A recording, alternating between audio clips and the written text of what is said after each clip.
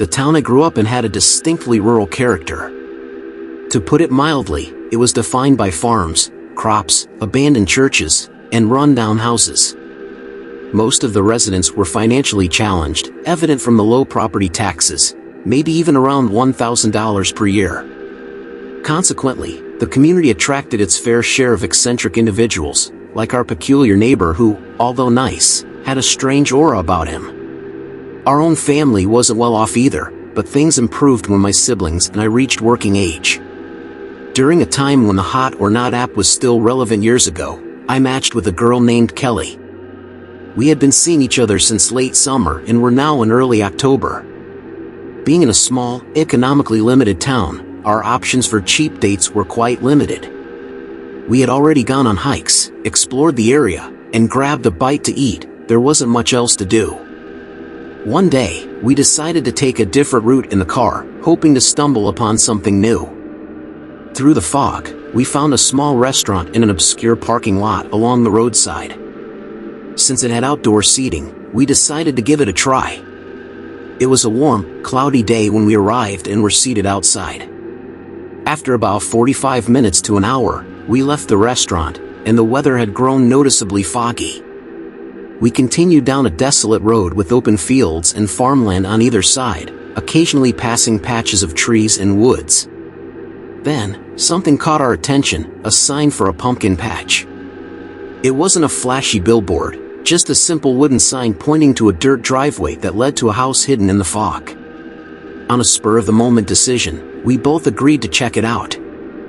I drove down the driveway, passing the house into a back area tucked between the house and woods. There, we discovered a sizable pumpkin patch, a genuine pumpkin farm, with over 200 pumpkins scattered around, shrouded in fog. We parked beside an old, beat-up pickup truck, the only other visible vehicle on the property. We noticed an elderly couple sitting on the back deck of the house. As we got out of the car, they warmly greeted us. I mentioned that we were there for pumpkin picking, and the old woman cheerfully welcomed us to take whatever we'd like. Surprisingly, she mentioned it was free. The fog added an eerie ambience, making it difficult to see them clearly, but I couldn't help but notice the old man's peculiar, gummy smile. Thanking them, we ventured into the pumpkin patch. Many of the pumpkins were small or mushy, and the ground was damp from the fog, making some pumpkins wet and muddy. It took some effort, but we eventually found a healthy, substantial pumpkin. I carried it back to where the elderly couple had been, but they had disappeared. Considering we had already thanked them and they had insisted it was free, we decided to leave. I got back in the car, preparing for a three-point turn to exit when suddenly, we heard someone yelling outside. Startled, we turned to see a middle-aged man in a cap shouting at us to stop. Lowering the window, he aggressively demanded to know what we were doing and threatened to call 911. Confused and concerned, we tried to explain that the older couple had given us permission to take a pumpkin. The man vehemently denied their existence, claiming he lived alone. He took the pumpkin and warned that if we ever returned, he'd shoot us, then spat on the ground before walking back to his house. We quickly left, thoroughly bewildered.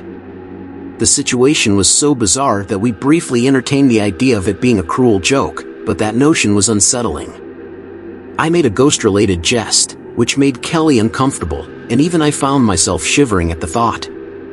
Silence enveloped the car for a moment, as both of us pondered the enigmatic encounter. Sometime later, my two siblings visited the same pumpkin farm to pick a pumpkin and questioned the man about the farm and his living arrangements. He insisted he lived there alone. To this day, it remains an inexplicable mystery whether the man was lying about the older couple or if they were real, and the unsettling question of who they might have been if they existed at all.